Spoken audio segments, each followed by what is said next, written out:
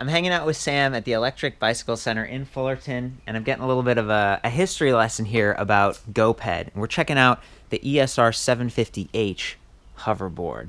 This thing is awesome. Just like, look at how big the tires are. They're extra wide, and it's got full suspension. That's actually the whole thing behind the hoverboard. It feels like you're hovering, you're floating.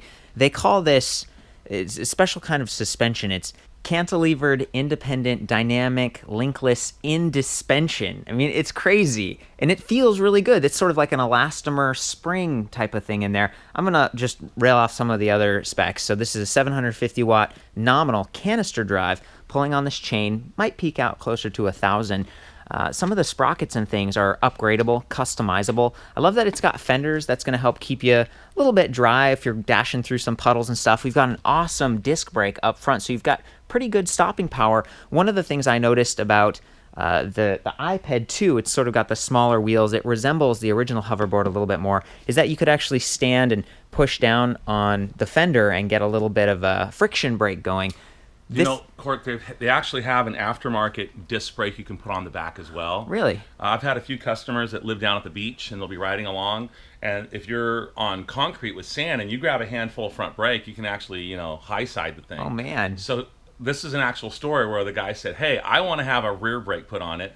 And we've probably put a dozen rear brakes on for the customers, and it is an aftermarket kit. I think it's around $125 Cool. for the extra lever and the entire system that sits off to the side right here, and you've got your brake caliper as well. So there's one more really cool aftermarket piece that I have not seen, but we talked about it a little bit.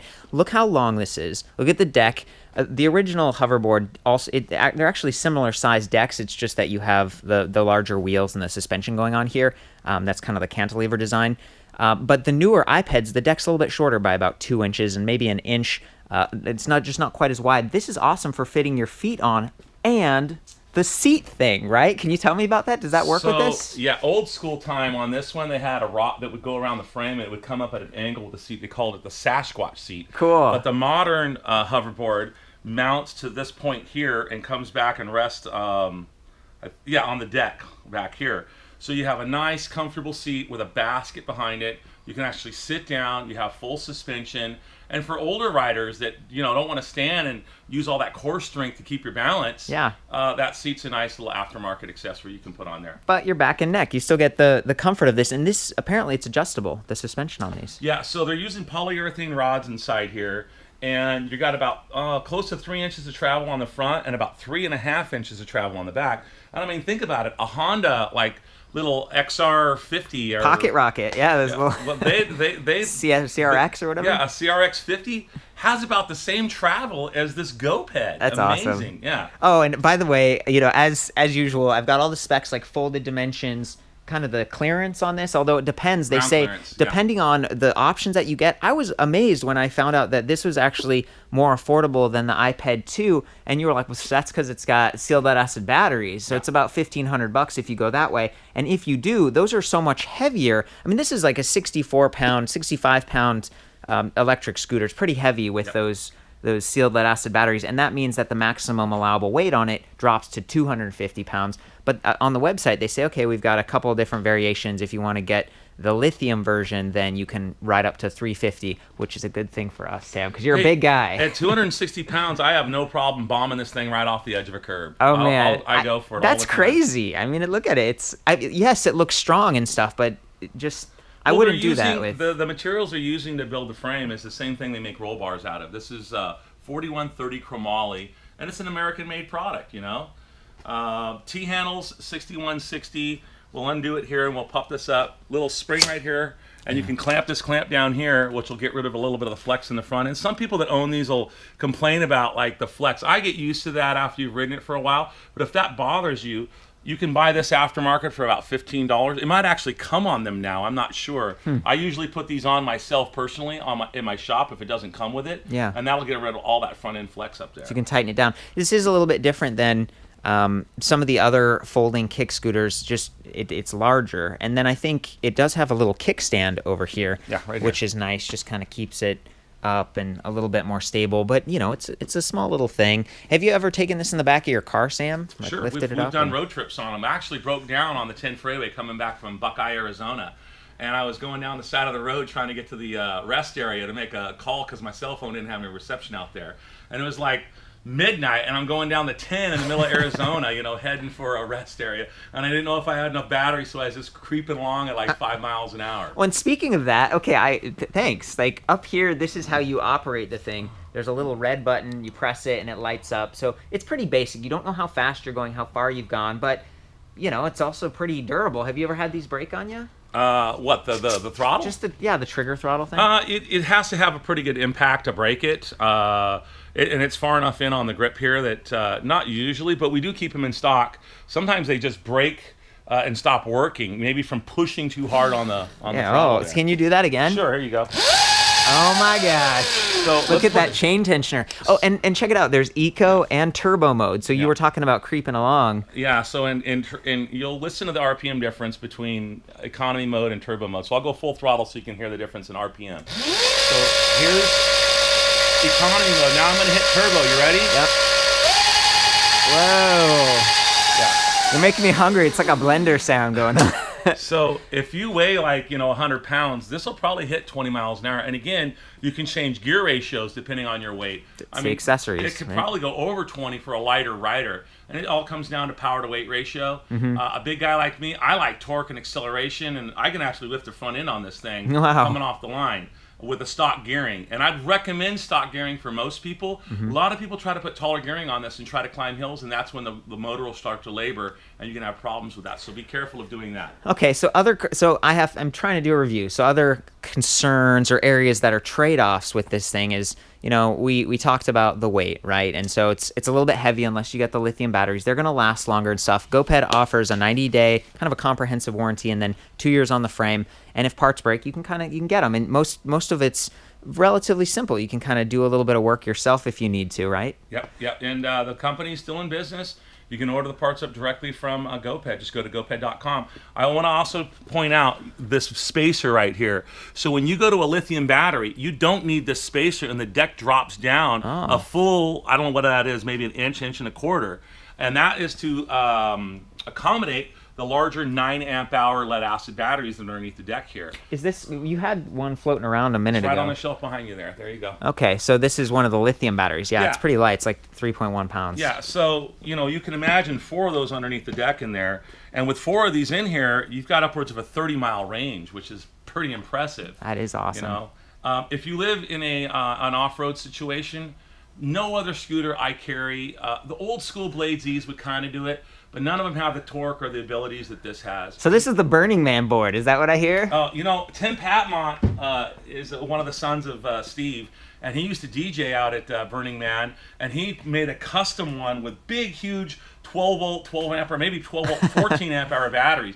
The thing weighed over 100 pounds, but when you're out on the playa, everything you take out there is going to get wrecked and ruined.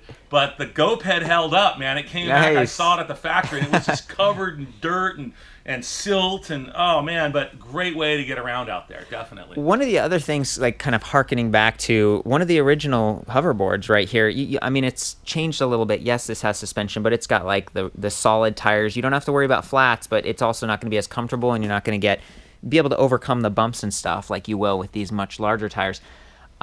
That one had some regeneration capability, is what you're saying, right? That's correct. This had regen. When you pulled the front brake, it would put the spindle into regen mode. And this one, again, you can buy that aftermarket rear brake if you so desire. Does it do regen, or how does that work? No, it's just the friction brake. Yeah, it's the same as this. It's exactly this setup right here with this Mad Dog brake caliper and this rotor on the back, and they've got this really trick billet, like CNC adapter that fits off the edge of the chain guard here. I get it. It's like the thing with GoPed is a lot of stuff is in-house. They just build it themselves on a CNC machine, That's it's neat. Pretty cool. Yeah. Do they do custom decks and stuff too? They don't do any custom decks like that, but there have been a lot of people that have over the years. For ESR750 in particular, there was a place back east, I think it's in Maryland, called Zero Error Racing. And the first guys, a shout out to Engine Tricks, those were the first guys to really start making aftermarket parts. Back in the early 90s, myself and Engine Trick were the only ones that were really making those aftermarket parts. Triton Engineering started making them. I mean, I can name off 25. There was a whole cottage industry of people making aftermarket parts for GoPeds. And they do custom colors, right? Like $40, you can get so they make, it's all powder coated, and I mean, I've probably made these in 8 or 9 different colors over the years. That's cool. White, black, pearl. They used to make them. This is actually like their fire engine red, and they made another red that was kind of like a ruby red with a little bit of pearl in it. It looked really nice. That's a good color that I like. And I think in order to even just get a stock one, you're saying there's a bit of a lead time. Yeah, so on a product like this, you're probably looking at about a 6 to 8 week lead time. But baby, if you want the best, you just got to get in line and wait with everybody else. Well, I get it. It's kind of neat that you actually have one on the floor. We were talking about that when we were looking at the iPad too. It's like I got to hop on this thing and give it a try, and people can come in and look at it and get exposed to it. I try to keep the electric product on the showroom floor. We carry the no-ped, the GoPed, the ESR750, the Hoverboard, and the iPad. You can come down and test ride any of them. Let me give you a really quick story. Well, before we do that, let me criticize this a little bit more. Okay, again, I'm just being fair here.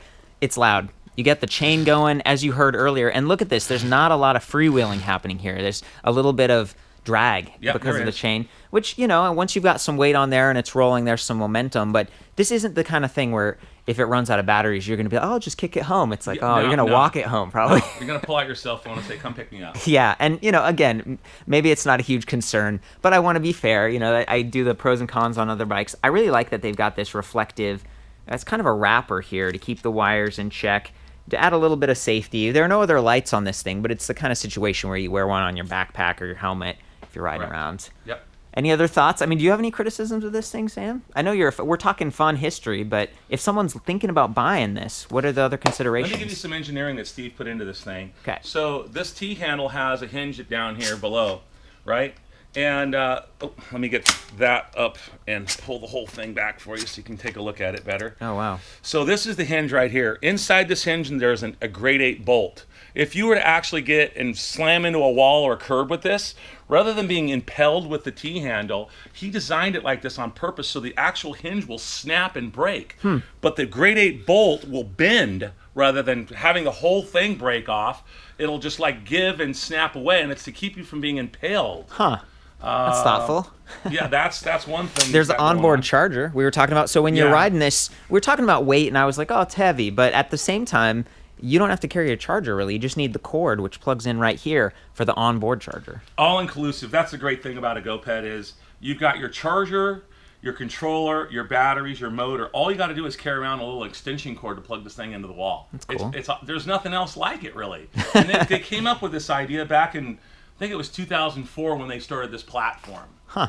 Yeah. Okay, story time. You were going to tell a story. Okay, so when they came out with the actual hoverboard, the general manager of GoPed, I was there at the factory, and they had like this prototype one they were riding around. I was riding around. I'm like, this thing is awesome. So he said, I'll tell you what, I'm going to build 2 of them. I'm going to send you one, and you can have it for a week and kind of review it and give us your feedback on it. So I got it, and I took it out in front of the shop, and I was cruising it around. I was jumping it off the curb, with that suspension and the way it felt. I was like, dude, this is the closest you'll get to a magic carpet ride riding this thing. And I went online to social media, and I posted, this is the best electric scooter on the market, period. And they took my quote, and they put it on their homepage. Because, I mean, I've sold thousands of scooters, and my word, it was literally on GoPed's homepage for like a year and a half. Sweet. Best electric scooter, period. That's cool. And it still is, in my opinion. If you really look at what else is out there, yeah, I love the IMAX S1, and it's got a fun ride, and it'll handle a guy my size. Yeah. But a guy my size really can't have fun on the smaller scooters. And this thing is a blast. I mean, it's fun on a stick, is what you got going on. the IMAX, I think that has a 500 watt internal or gearless direct drive hub motor, and we were talking about that. You were helping me do some reviews the other day, and it was like, this is one of the most powerful GoPeds. This is 750. I mean, plus, right? So you're right. It's in a different league, and for someone who's a bit larger, I mean, this may be, if not the best, one of the only options that has that kind of power. And off-road capabilities as well. And I wouldn't want to take any of those off-road. This one, you can actually take it off-road. Well, speaking of taking it off-road or doing so, should we get out there and do a ride test? Yeah, let's go for it, man. Okay, thank you so much, Sam. We're both going to ride this so you can kind of get a feel for how it looks and what it feels like. I want to go first on this one. You're gonna go first on yeah, the, okay. Yeah, watch me ride It's this super simple. He just pressed the power button right there. It's already charged up. It's got the onboard charger or offboard. I think, what are you in turbo mode right now? Yeah, you got the power. Turbo mode. Okay, do it. You ready? Yep. Awesome. I had a feeling that was gonna be the case. His wrench fell out of his pocket. That's what that was.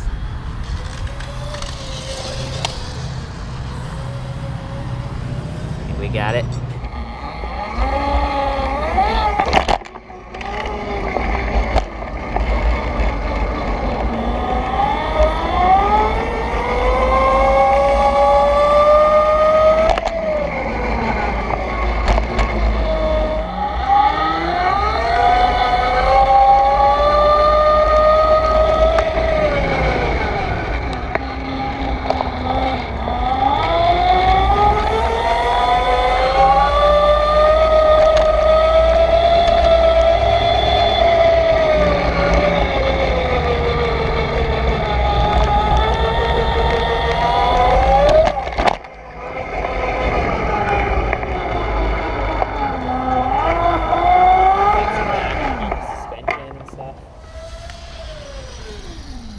Oh yeah. All right, Court, you're up. Just having tried all the other, there's the IMAX scooters, there's the MoMA, there's the, Lion, you have Eco, Rico. Yeah. They're all awesome, and I think it's, for me at least, I'm all about comfort. So I go from like the smaller, and it's like, hey, it won't get a flat, but it's jarring. And then you go up to a little bit bigger wheel, and you're like, that's nice. And then you get air filled, and you're like, that's really nice. And then you get to this, and you're like, oh yeah, this is my favorite. But again, you have the longer deck. There's no like fender brake, I guess. You don't want to put your fender back here. This is not made for weight. That's not meant for standing on. And then this one has the clip. Can we fold it, Sam, real quick? I wanted to show that. Actually, I need that wrench to do that. I think it's in my back pocket. It fell out a second ago. I did. You got it? I jumped off the curb there. Show off. Oh, man. That's the first thing I did when I got the brand new. I actually had the very first prototype of this, and the first thing I did was launch it off of a curb. So this strap right here, you kind of unvelcro it. That's correct. And then it'll go underneath this little hook right here. Yeah. You can also save weight by putting lithium batteries on here. You can go from 2, 3, or 4 lithiums. Right now it's got 4 lead acid. Okay. And with 4 lead acid batteries, I think it's around 65 pounds, but you're going to weigh it, so we'll find out the exact spec on it. Yeah, and then you just lift like that. Yeah, I'll so lift it up for you so it's you can doable. see. Yeah. So, yeah. That's a. It's a hefty scooter. That's a little bit of a. That's like you. It's like just the right size for you, though, man. Yeah, definitely.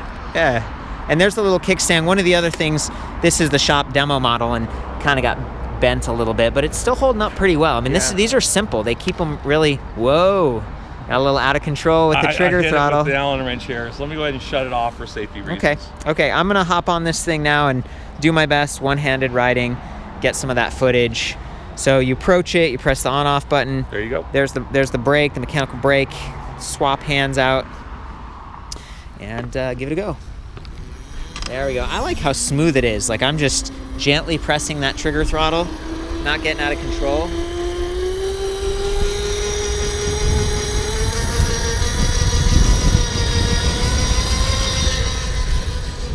It can go faster, but I don't want to wipe out. It does have a little bit of narrower bars, and I'm glad Sam tightened that collar up because that does help to keep it just rolling and feeling a little bit more stable.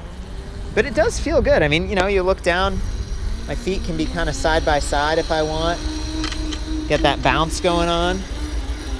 It's comfy. This is definitely the best feeling kick scooter when you go over like railroad tracks and potholes and stuff. It is a little bit noisier, and actually the kickstand came down, so I'm hearing that too. There we go. You've got the chain, right? So when you try to coast, there's a little bit of drag. And this being a canister motor, there's still some cogging and stuff that's happening here. So there's one of the trade-offs. You get a little bit more noise on this, but it's hard to deny like the cool classic vintage styling and the American made and all that stuff. So tons of fun hanging out with Sam, getting to check out these GoPeds and learning a little bit about the history of the company. For the full write-up on this, of course, ElectricRideReview.com. I have all the specs and measurements and stuff, trying to be really thorough. But chime in. Maybe I missed something. Maybe you have one of these. You have a story you want to tell in the comments. Go for it. Appreciate your feedback. And of course, ride safe. All right, here we go.